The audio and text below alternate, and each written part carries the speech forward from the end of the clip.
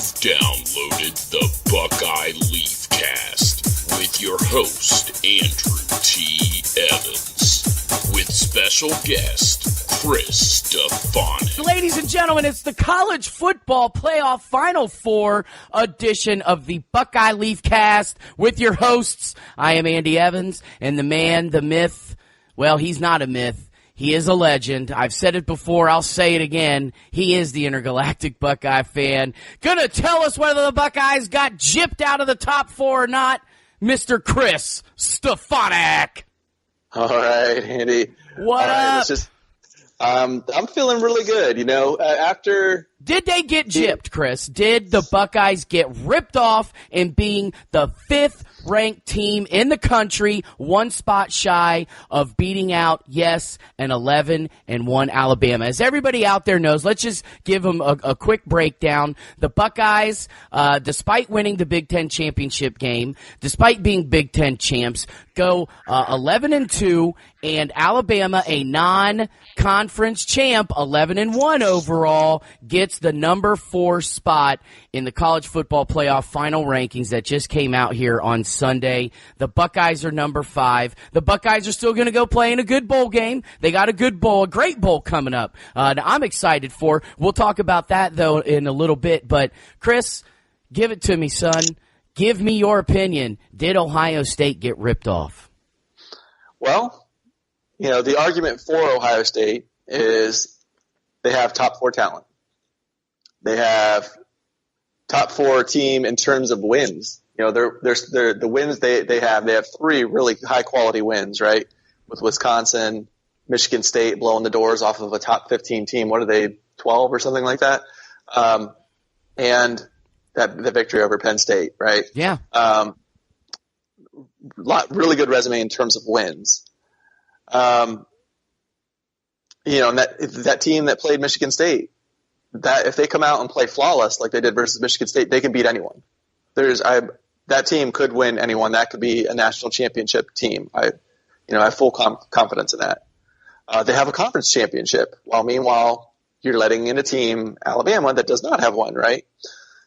And the other question here is how much of if you're putting Alabama in over Ohio State, how much of that is just based off of the name recognition and the history of Alabama, not looking at this year?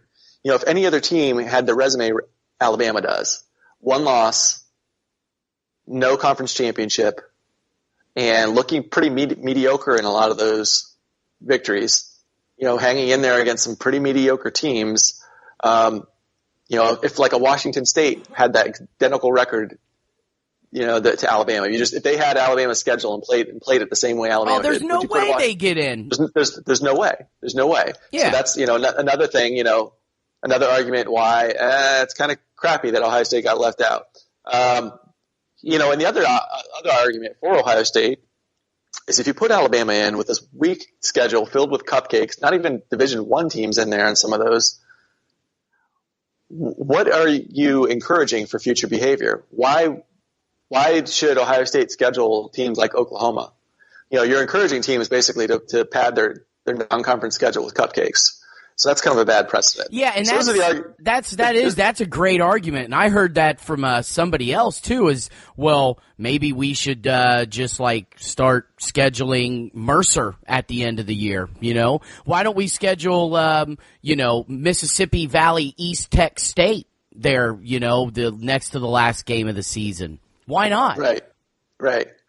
So the you know, I hear you. So those are the arguments for putting Ohio State in. And I would say the other argument is, you know, the black eye that's keeping Ohio State out is that loss to Iowa. Loss to Iowa. I mean, as far as I'm concerned, 2 black eyes, Chris. Obviously the loss to Iowa and the fact that if they put Ohio State into that 4th spot, guess who they'd be rematching with after a 31-0 blowout loss from last year? Yeah, but I mean, in theory, you're not supposed to look at what happened in the past. You're not, but that's theory, and we're talking about human beings with brains and minds that are capable of remembering the past. Right. So there's that. But if you're going to go off of, I'd say the other argument for Ohio State is if your argument is going to be losses, then it's kind of in some ways it's kind of a silly argument because you could say, well, then why isn't Central Florida in? They have no losses. Yeah. All 4 teams that are in there have losses. So, if that's your criteria is losses, then Central Florida should be in there. So it's, it is what it is. Now the arguments against Ohio State, they're definitely not a top 4 team in terms of their losses. There's lots of teams with 2 losses that didn't make it, like USC and some others in there. Mm-hmm. And, let alone Alabama with only 1. And so, they're, it's just, that's the case. And, the Oklahoma loss wasn't a great loss either. No. They are number 2 team in the country, so they got that going for them. And it was early in the year, so that helps. But it was by 15 points and at home. And if you watch the game, it didn't even look that close, really. I mean, Oklahoma just dominated them. So, but they lost Iowa. It's just, lost Iowa is terrible in 3 ways. So, 1, it was to a mediocre team. 2, it was not early in the season. And it was by 31 points. If you remove any one of those components, if they lost by 7, it's not nearly as bad. If they lost by 31, but it was to a top 10 team, it's not quite as bad, If they lost second week of the season, 31-0, or by 31 points rather, to Iowa, it's not nearly as bad. But all those things together, it's just a horrendous, absolutely horrendous loss. And frankly, one that's probably good enough to keep them out of the playoffs. It's that team that lost to Iowa. I said, the team that beat Michigan State could beat anyone. The team that lost to Iowa could probably lose to anyone. They were just that bad. So, and I'd say the final argument against Ohio State is you could say the argument could be made on neutral field, Alabama's the better team. Pretty hard to make that argument just based on what we've seen on the field. Yeah. But Vegas is not biased. Vegas is not biased. If they're biased, they lose a lot of money. And last I checked, they make a lot of money. They call them like they see them. And right now, I think on a neutral field, Vegas has Bama as a 2 or 3 point favorite over Ohio State. So you could make the argument that if you're hey, we're just putting in the top 4 teams, and I just think Bama is a better team than Ohio State. And you could argue that no, I don't agree with you. I think Ohio State's better, but it's really not clear. There is a decent argument to be made. If nothing else, you just say, hey, we're all biased. Look at Vegas. So, that's. Well, interesting. Yeah, the Vegas point. I tell you what, they come out and say, yeah, Ohio State's 6.5 point favorites over Wisconsin. And I mean, you and I are like, this is crazy. How is Ohio State favored in this game? There's no way. Well, what was the final score? 27-21. They beat them by 6 points. So, yeah, Vegas, I'm sure, yes. Those people out there, I don't know how they do it. Of course, have you ever seen the movie Casino? And Robert De Niro plays Sam Ace Rothstein, and part of his shtick is that he knows everything about every team, every player, whether they play better on grass and this and that. If you've ever seen the movie with Matthew McConaughey and Al Pacino where they play professional sports bookies where they call people up and, on the phone they're trying to get them to, place these huge bets with them and all this kind of stuff, make scads of money. I mean, these guys, they do. They absolutely break down these players and teams and know how efficient they are. And so, yeah, there probably is something to say about Vegas. They're not always right. They picked Ohio State to beat Iowa, and it shows you what they knew about that one. Of course, that game pretty much showed you what nobody knew, and that Iowa was just absolutely on point that day, and there was nobody that was going to stop them. So I don't personally feel that Ohio State or Alabama is that much better than Ohio State. I truly think that if Ohio State and Alabama squared up 10 times, it'd be a 5-5 series. I really do. This Alabama team this year does not really scare me. I know that they have a great rushing attack, but so did Wisconsin. And Ohio State bottled him up for 41 yards. Although I will say Alabama, obviously their offense different with Jalen Hurts because he's more JT Barrett-esque. He's got the ability to scramble. I'm not impressed with his arm. He's okay, much like JT Barrett.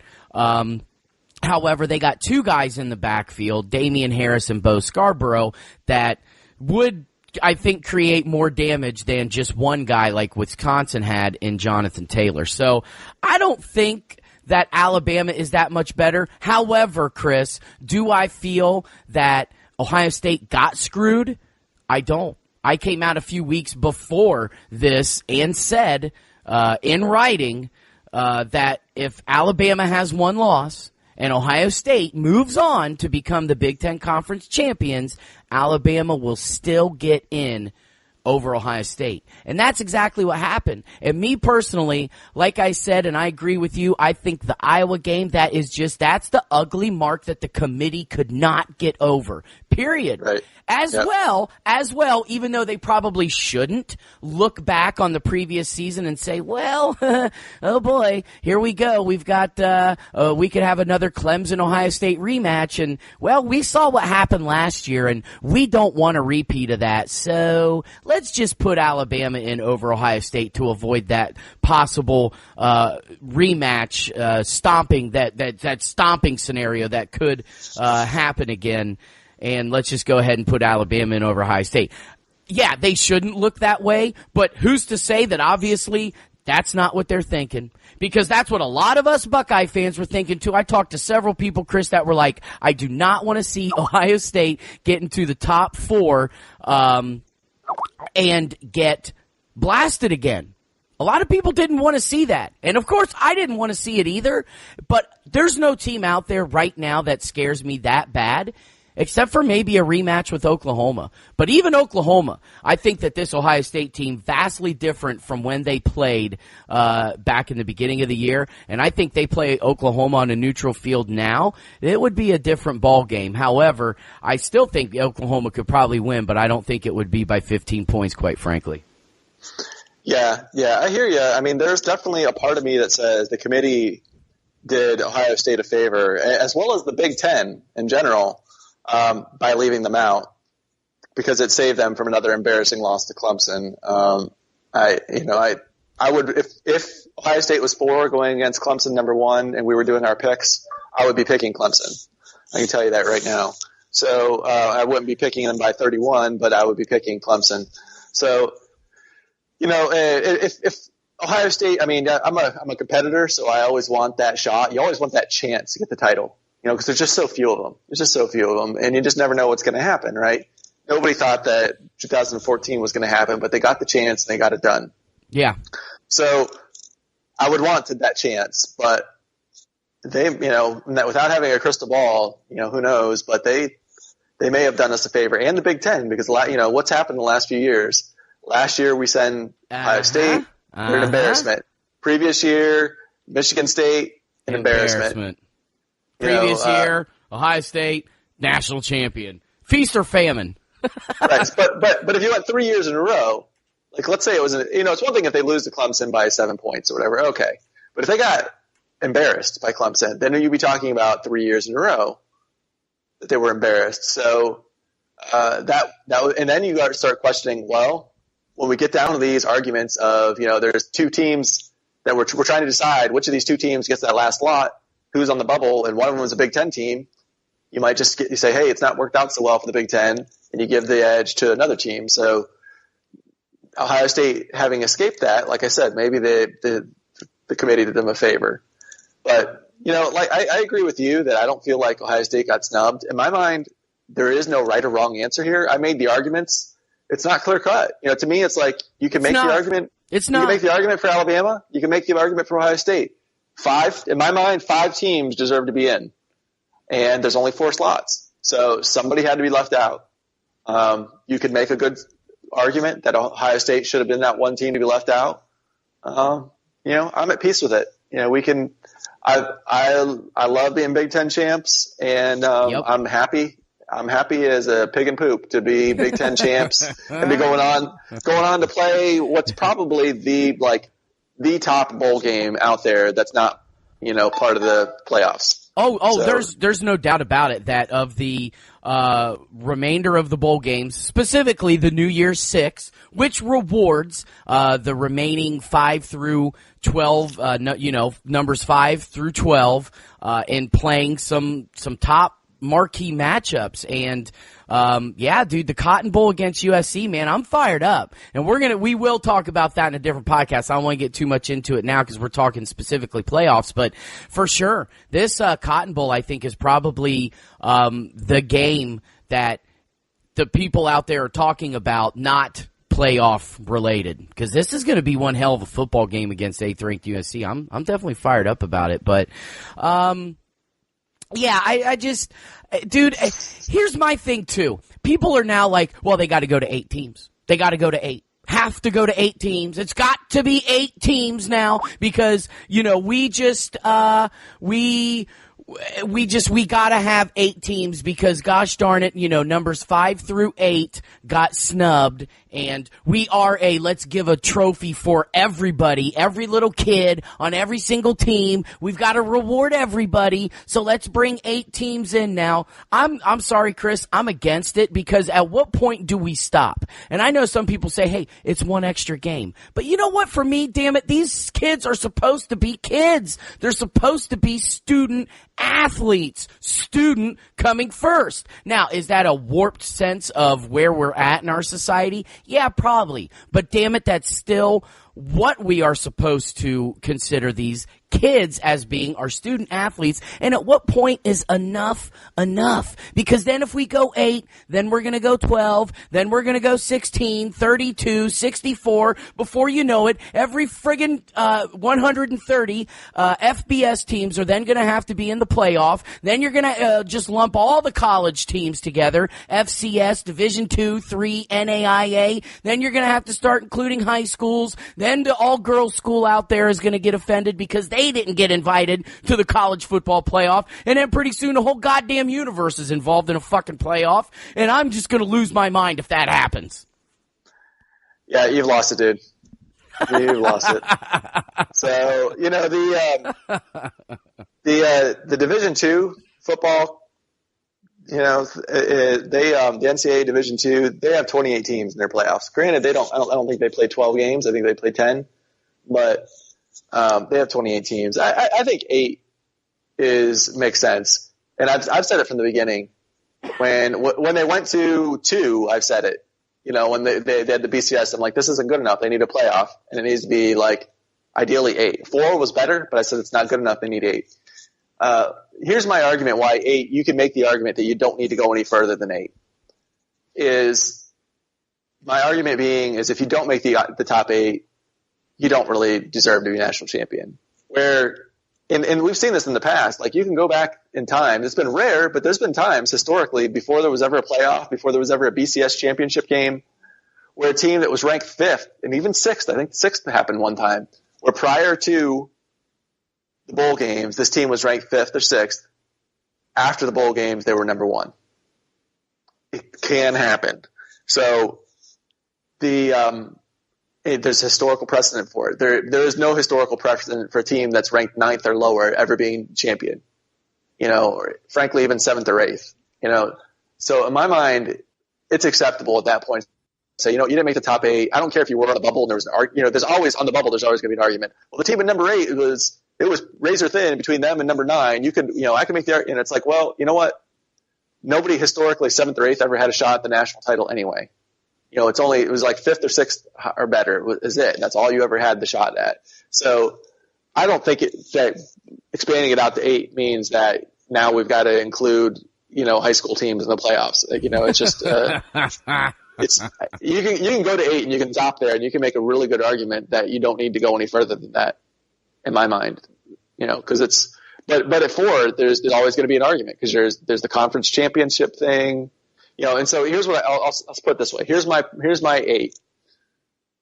You put in these teams get automatic bids.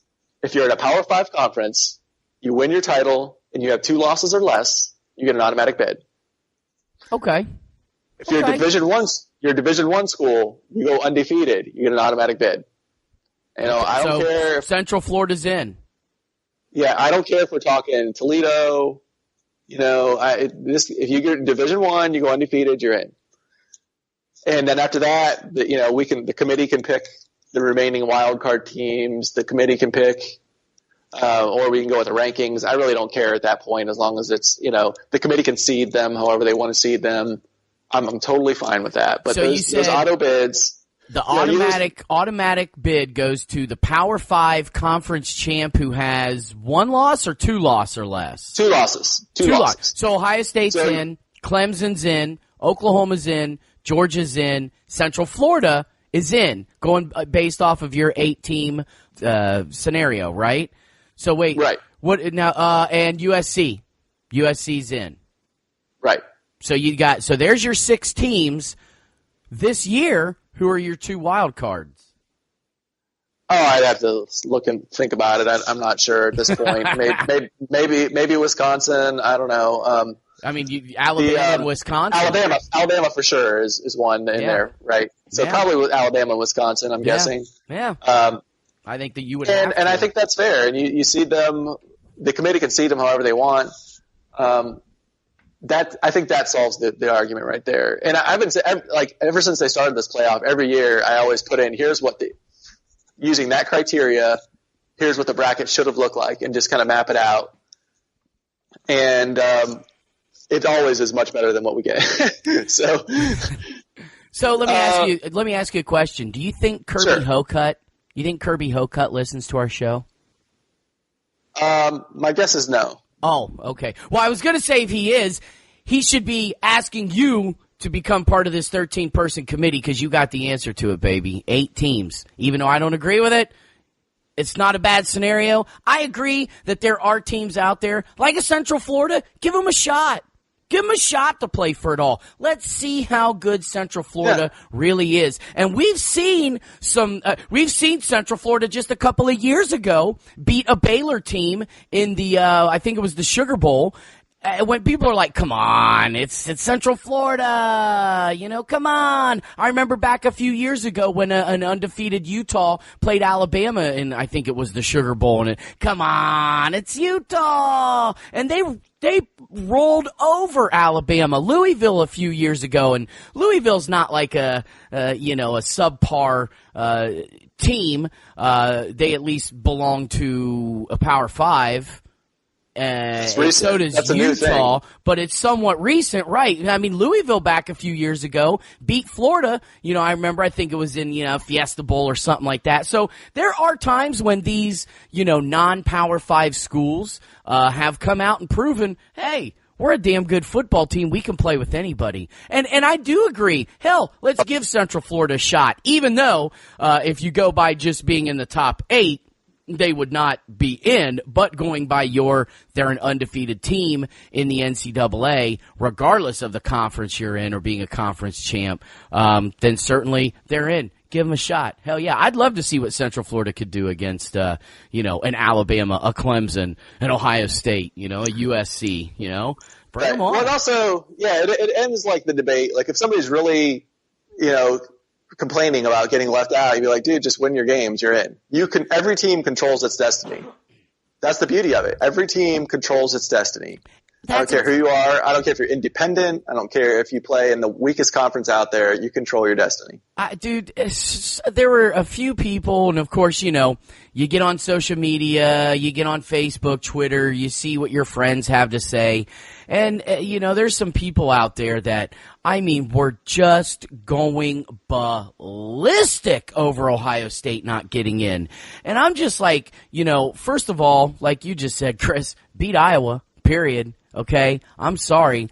And they're like, well, Kirby Hocutt said this the week before. He said there's absolutely razor thin difference between numbers 5 and 8. And now he's coming out and saying Alabama's unequivocally better. First of all, I didn't actually see the full selection show on Sunday. Did you perchance watch it or catch most of it? Oh God, no! Okay. I was not going to. I just wanted the final results. I'm not here to sit there for a half hour and listen to them debate, Alabama versus Ohio State. I know. Well, and I was driving on the way home, and even if I had been home and had the TV on, I'm not sure I would have sat there for 5 hours and listened to them debate this team versus that team. Even if it is Ohio State included in the discussion at some point, that's definitely going to get old. But the reason I ask is because there was somebody who said on Facebook that Kirby Hocutt said that Alabama was unequivocally better. And I wanted to actually know, did Kirby Hocutt actually say those words, or was my buddy just kind of being a little overly dramatic in saying that Kirby Hocutt said they were unequivocally better? But all going back to this, the original point, folks, number one, beat Iowa, and number two, calm down. Calm down. This is it's a beauty contest. Yeah, it's a beauty contest. It's college football. Do you get fired football. up over the Miss Universe contest? When when Miss Ohio doesn't make it, you know what I mean? It's like it's a beauty contest. There's no right or wrong. Really, there was no right or wrong. We riot in the streets when Miss Ohio does not win the Miss Universe. Okay, we go nuts here in Columbus. Trust me, it's a huge ordeal here. No, I mean, you're right. It's a beauty contest. Alabama, for some reason, looked prettier to the committee. Although, Ohio State, definitely, the wins factor. I mean, Ohio State had wins over teams that are currently ranked 6, 9, and 16. Alabama had wins over teams that are currently ranked 17 and 23. So, definitely Ohio State had the more quality wins. But you know what? It's minds in a room, and I'm serious. Do not think, for a second, if you don't think that somehow Ohio State's blasting to, Clemson last year did not play a part in this, I think you're not looking at the fact that, once again, these are just people with brains that, they are going to think that way. And personally, I do. I think that was part of the equation. I could be wrong. I could be right. I don't know. But either way, I want to before we get off the microphones, your take, sir, on the playoffs here. We've got number 1 Clemson taking on number 4 Alabama in a rematch, rubber match from the last 2 national championships. The committee, and you know what? Don't think that maybe that didn't play into the committee's minds either. Look at this. We can put Alabama in the 4th spot, match them up with number 1 Clemson. It's not for the national championship, but it's certainly a rubber match from the last 2 national championships. You don't think people are going to be tuning in to watch Clemson, Alabama in a 3rd straight rematch in a college football playoff? Hell yeah, they will. So we've got Clemson and Alabama rematching now in the first semifinal, and then we're going to have Oklahoma taking on Georgia in the other semifinal. Who do you think, Chris, first of all, wins the rubber match between Clemson and Alabama, and then who are they going to play for the national championship? Well, neither of these teams are as good as the teams that played last year. No, not at all. Clemson has taken a step back. They lost. I mean, they didn't lose by 31 to Syracuse, but I'll tell you this: Syracuse is not as good of a team as Iowa. No, Syracuse is a bad team. 8 this year, or something crazy, something stupid. Yeah, that was not a good loss by any state of affairs. And like you said, I mean, Alabama. I mean, I know they had Hurst last year, but he's just not good. He's probably the worst quarterback in the top 10, maybe even more than that. I'd have to go through team by team and think about that, but he's not very good. And this Alabama team is beatable. Auburn took them to the woodshed. I mean, it was only 2 touchdowns in the final score, but it was pretty dominating if you watched it on the screen, if you saw it with your own eyes. So not as good as they were last year. But having said that, Clemson still has that just incredible defensive line. I think that defensive line is a national championship quality defensive line. It just absolutely ruined our nights, a year ago, and I think it's going to ruin Alabama's night when they play in the first round. And I've got Clemson beating out Alabama for round 1. Okay. Also round one. This one I think is much harder because a part of me says Oklahoma is clearly the number 2 team in the country. And I still say they're clearly the number 2 team in the country. And I tell you what, that offense, that might be the best single unit. Like we're looking at offenses, defenses, special teams, whatever. Just who's got the best single unit in all of college football? I think it's probably Oklahoma's offense. That, you know, Baker Mayfield is just dynamite. Boy, does that guy have a great arm. He's accurate, and he could hit when under duress. You know, we've talked about this. You know, a lot of quarterbacks look pretty good until they're under duress, and then most quarterbacks look bad. He's still fine when he's running for his life. Absolutely fine. Plus, he can beat you with his legs, too. I mean, he is just – I mean, He's I don't a real like – deal. He is. Yeah, I don't like the guy personally, but as a football player, he is phenomenal. And then that offensive line is dominant, you know. And Lincoln Riley is an offensive genius. You know, I put him up there with the Tom Hermans of the world as far as offensive minds. Lincoln Riley is really, really good. So that offense is amazing. The thing is, the defense, boy, is that defense bad. You know, definitely the worst defensive unit in the playoffs. I don't know if they're the worst defensive unit in the top 10, but I'd have to look at that a little bit. But, you know, just the Big 12 does not play defense, and Oklahoma is certainly not the exception. That's a unit you can score on. So, you know, I think Georgia feels like a little bit more of a complete team, and certainly really, really talented. I mean, they're as talented as almost anyone. Not quite as talented as Alabama and Ohio State, but just like probably, you know, right there behind them. Really, really talented. Probably more talented than Oklahoma. More well-rounded. You know, for me, it's maybe a cop-out, but I'm almost like the flip of the coin. I guess I'll go with Oklahoma because I think their resume is a little better. When Oklahoma comes to play, we see what they can do, you know, like dominating Ohio State at home. I'll go with Oklahoma, but I don't feel good about it. It's pretty much a coin flip for me. Yeah. And then oh, sorry, go ahead. I was just going to say, then I think Clemson's going to score on Oklahoma. And Oklahoma they're going to get points. There's not going to be a shutout, but they're not going to be able to score at will on Clemson because that defensive line is too good. That defense is too good. So, you know, I think Clemson beats Oklahoma. So it kind of sounds kind of weak. I'm just going with the guys. The higher seed wins the whole way out. But it's really, I think the committee got it right in their seedings. That you know, I guess the only argument could be made is you can maybe make the argument that Alabama is ahead of Georgia, but I'm not so. Actually, I don't think so. I think Georgia is actually probably a little better than Alabama too. So, I like the way the playoff seeded them 1 through 4, and I think that, you know, the higher seed is going to win out the whole through. How do you have it? Yeah, you know, here's the thing. Once again, you know, we talked about it during the Wisconsin recap. There's no team, quite frankly, that scares me that bad. Yeah.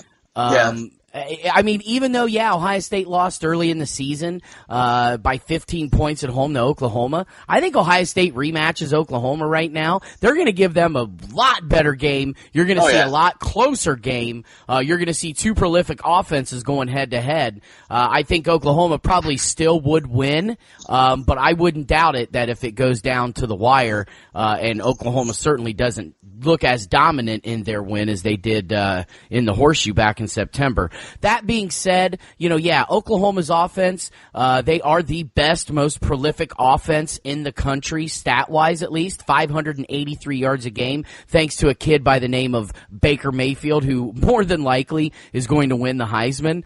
But their defense, summarily, stinks. Absolutely. I mean, we're talking about one of the worst defenses they probably are, like you said, the worst defense of the top 4 teams. You know, total defense, I mean, they're like the 4th ranked defense in the Big 12. Like, they're not even the best defense in their own conference. And like you said, they don't like to play defense down there in the Big 12. So, however, Georgia, I guess I don't really know a whole lot about Georgia. I mean, you know, Georgia Georgia's got a couple of great running backs. That Sony Michel and what's his name? Nick Chubb. Old Nick Chubb. Old Chubb. Nick Chubby. Old Chubby Chubster. They have a great rushing attack with those two. And Jake Fromm, their quarterback, is pretty darn good quarterback. Defense-wise, however, the SEC, some of their teams, like in Alabama, is known for defense. Others are not. And Georgia, as far as their yards per game, I'm not sure exactly. Like, I'm looking at SEC's stats right now, their website, and they suck. They don't even have, they have tackling stats. I want to know. Anyways, but Georgia's defense. The Bulldogs, nonetheless. Good solid football team. But like you, it's kind of a coin flip. I'm going to take Oklahoma just because, they're number 2, and I know a little bit more about them than I do Georgia. However, I like the way that Georgia responded by beating Auburn. Pretty convincingly. What was the final score? Like 28-7, I believe. After getting blown out by Auburn at Auburn, just a few weeks beforehand. But I'm going to go with Oklahoma, and then, boy, the rubber match. Clemson doesn't scare me, and quite frankly, Alabama's defense is a little dinged up, and can Kelly Bryant come in and play a proficient enough game to get the Tigers the W? I think he can, but there's just something about this Clemson team. I don't know what it is, Chris. Maybe, and I know that they just absolutely got done romping over Miami in the ACC championship game, 38-3, and they had convincing win. 24-point win over South Carolina. They beat Florida State, a few weeks before that by 17. Had a tough game with North Carolina State and Georgia Tech. I don't know. I kind of look at their schedule, and they beat Auburn second game of the season. Had a convincing win over a decent Louisville team. But then, they lost to Syracuse on the road, and Syracuse definitely a worse team than Iowa was this year. So I'm going to have to, but you know what? I'm taking Bama, man. Give me Alabama. Seriously. I think Alabama comes out just because they've got Nick Saban. And I'm not trying to take anything away from Dabo because he is one hell of a coach as well. I think he and Nick and Urban Meyer, and you're going to see a Lincoln Riley, maybe even a Kirby Smart at Georgia, come up. Obviously, you got James Franklin at Penn State, not taken away from any of those guys. But Nick Saban, let's face it, he's the premier guy. He's the premier coach out there. He's the one that always seems to be able to get the job done when his back is against the wall. I think he comes out. I think they beat Clemson. You're going to see Alabama, Oklahoma, and I think Alabama wins it all. I'm calling the Crimson Tide, man, to take home the title this year. They're going to pull a 2014 Ohio State. I could say that. Okay, so you got Clemson. You're right. As far as they've got the best coach, they got the best talent, and you could do a lot worse than betting on Nick Saban. Exactly. You'd be hard pressed to make money betting. Let me put it this way: you'd be hard pressed to make money betting against Nick Saban. Exactly. And that's not a bet I usually want to take, is betting against Nick Saban, because more often than not, he's going to prove you wrong. Since 2007, when he took over at Alabama, he's now won more national championships in these 11 seasons, okay, than any other coach out there. I'm sorry. Give me Alabama. Not sit here and say he's going to win every single time, but like you said, he's Nick Saban and, talent. I think he's got the best talent of any team out there, including Ohio State. So, give me the Crimson Tide. But, well, sir, anything else that we may have forgotten before we jump off the mics here? Yeah, at this point, we might as well talk about the Heisman. So there's this talk, JT getting snubbed. Did he get snubbed? So here's the thing. On one hand, he's rewritten the record books at Ohio State and has quite a few Big Ten records, including Drew Brees' record for touchdowns. Yep. Now, Drew Brees got invited to New York twice. 99, he was number 4 in the Heisman voting. 2000, number 3.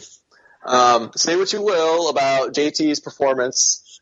Part of the Heisman, part of it is a reward for your career. It's not just one season. It can be one season for some players if it's a spectacular season, but they will often reward a player for a good career. Your career is part of your resume for the Heisman. But on the other side of the argument, it's really hard for me to sit here and say that, the offense is better with Haskins in there, JT needs to be benched, and then doesn't get invited to the Heisman. You know what I mean? It's like, in my mind, that's kind of a contradiction right there. So, if he's not good enough to even be a starter at Ohio State, then why am I clamoring for him to be invited to New York? So that's kind of my thinking on it. What is your thoughts?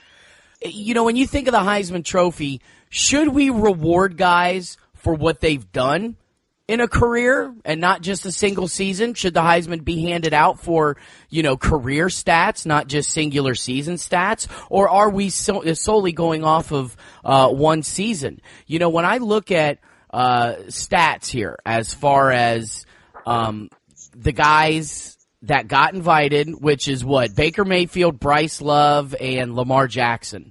I understand to a certain extent why Lamar Jackson got invited back because he won it last year and had an incredible year last year. And you look at the national stats, he does lead the country in total offense.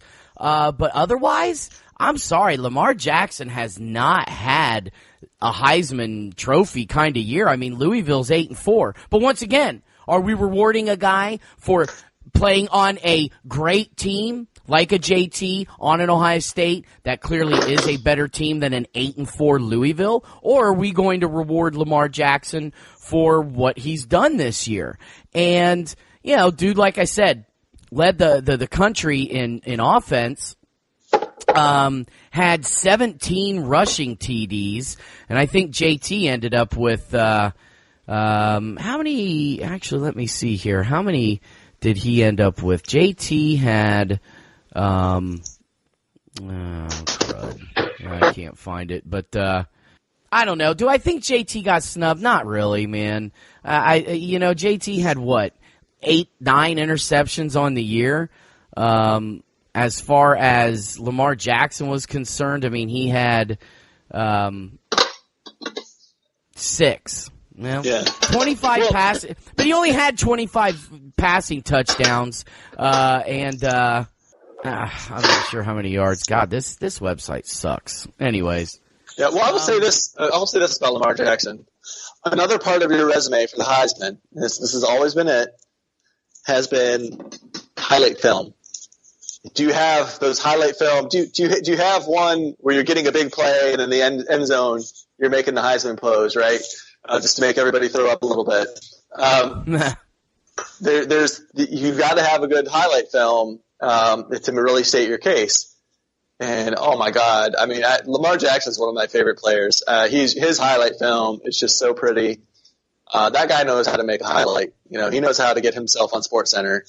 So he is just such a gifted athlete. And does that make him worthy, that alone, of getting the Heisman? No, but man, he's one of my favorite quarterbacks. As far as athletic quarterbacks that, he's probably the quarterback I've enjoyed watching the most as an athlete at that position since Michael Vick. I mean, as far as athletic quarterbacks go, I just absolutely loved watching Michael Vick at Virginia Tech, and I just love watching Lamar Jackson at Louisville. So, I don't know that this was a good enough year for him. He's definitely not going to win it. Does he deserve to get the invite over JT? I don't know, but boy, does he have a pretty highlight film. All right, so here are the stats between the two. Lamar Jackson, 3,400, almost 3,500 passing yards, 25 touchdowns through the air, 6 interceptions. So 3,500 yards, 25 TDs against 6 picks. JT Barrett, 2,900 yards, almost 3,000. So he's already 500 yards less through the air than Lamar Jackson. 35 touchdown passes, which is 10 more than Lamar, but 9 interceptions to Lamar's 6. And then on the ground, JT, 672 yards, 9 touchdowns. Lamar Jackson on the ground this year. Like I said, holy smokes.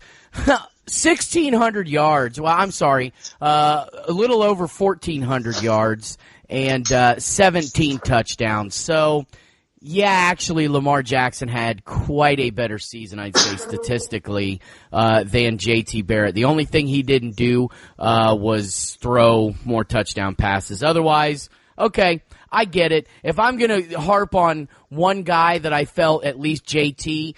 could beat out as far as getting into the Heisman discussion was Lamar Jackson, I just squashed my own argument by looking at those stats. And you're right, dude. He is a human highlight reel. He does pull off some pretty amazing stuff. More amazing, quite frankly, than JT does. Not taking away from JT, but just saying, yeah, Lamar Jackson, when you look at him, you just kind of shake your head at some of the stuff that he does.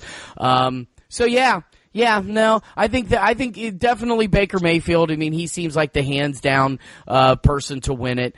Bryce Love, though, got to throw running back into the discussion, right? You can't just continue to every year invite quarterbacks as your best player. And Bryce Love has had just an amazing season. Second, actually, to Rashad Penny from San Diego State in rushing yards this year. But Love's had a hell of a year.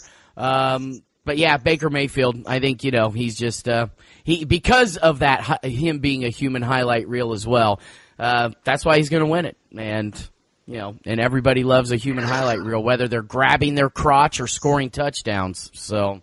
Right. Well, and boy, has there ever been a more precipitous drop in the Heisman race than Saquon Barkley? There probably has been, but the one's not coming to my mind overall. But I mean, after the first several games of the season, he was the clear-cut leader, and he's not even in the discussion. He just dropped off the face of the planet. I mean, Penn State was pushing hard for him. Well, of course, and here's the thing. I mean, he ran for 1,100 yards and had 16 touchdowns, just rushing the ball this year, which was an average of 94.5 yards per game. In just total offense, he's not even. I mean, he did lead the conference in scoring touchdowns, 16 rushing, caught 3 and returned 2. So he had 21 touchdowns, which was head and shoulders the most amount of touchdowns scored in the conference, and he led all-purpose yards with 179.5. But you look at, I guess, I don't know. Special teams, too. Don't forget special teams. Well, yeah, and that's what I was saying. He scored 2, he had 21 total touchdowns this year, 16 on the ground, 3 through the air, and 2 of them were returning kickoffs. Of course, one we all know against the Buckeyes. But, I don't know. Did Saquon Barkley really wow you enough? I mean, no. Dude, no. In the big profile games, he really didn't show up. No, he got shut down. I don't know that that's a mark against him per se, but it is a mark against Penn State and James Franklin not being able to take advantage of their star player. So it is what it is. But that's part of no Heisman Trophy candidate gets it on their own. They all need the rest of the team to help them out. It is somewhat of a team award as well, which is why that's the only reason why you even have the argument between J.T. Barrett and one Lamar Jackson is because the team results are so much better. So, I mean, you do get rewarded for, having being on a really good team and being a part of some magic in that way. So, I mean, I guess, as you say, it is what it is, right? Yep. But, anything else then that we forgot before we jump off the microphones? Let's jump off those mics.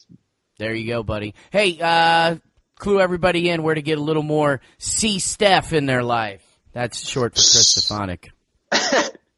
Sure. So, if you're new to the Buckeye Leafcast, you might not know that I have a personal development podcast called Choice Conversations, where if you come to Choice Conversations, I will help you to improve your life in all areas. So, be that your career, be that your relationships, be that just finding your purpose in life and your happiness. So, choiceconversations.com. Come on over. And know they can check out your Facebook page. You've been doing some awesome live, inspirational video casts, and which are very cool. So, yeah, I suggest everybody get on the Chris Stefanick Facebook page. Check out his live inspirational video casts. Very cool stuff. And they can also hit you up on Twitter at Choice Convo, if I'm not mistaken. You are correct, sir. Appreciate there you go. Pointing that out to the good listeners. Hey, that's the least I could do. I mean, you're my boy, Blue. You're my boy. You know what I mean? This edition of the Buckeye Leafcast also brought to you by Christie's Cleaning Services, LLC. It's not clean until it's Christie clean. Be sure to visit her Facebook page at Christie's Cleaning Services, LLC. And for your fix of Central Ohio sports and beyond, check us out at ColumbusWired.net. Columbus Wired for your fill of Central Ohio sports. It's ColumbusWired.net. So, sir, on that note, got a big Cotton Bowl coming up here to talk about, and we will fill the fine folks in on that podcast probably coming up here in another couple weeks. But until then, we're probably going to take a little bit of a Buckeye break. So this has been one hell of a season, sir. I appreciate, you coming on and taking time out of your day, as you always do, and rocking the microphones, talking a little high state football, and keeping me up to date, keeping me level on some of these conversations, because I have a tendency to kind of freak out about some things, and you're there to kind of level me out. I can appreciate that from you, sir. We're like peanut butter and jelly, man. Better together. So it's my pleasure, Andy. It's always fun getting together with you. Pleasure's on this side of the microphone, sir. Trust me. Trust me. So on that note, until the Cotton Bowl, buddy, let's leave them like we always do. O-H. Go Bucks! I want to go back to Ohio State, to old Columbus town, to the stage to hear the band, by far the finest in the land. I want to go back to Ohio State, to old Columbus town. I want to go back, I gotta go back to Ohio, Ohio, Ohio. The hills send back the cry, O-H, we're here to do or die. Ohio, Ohio. We'll win the game or know the reason why. And when we win the game, we'll buy a keg of booze. And we'll drink to old Ohio till we wobble in our shoes. Ohio.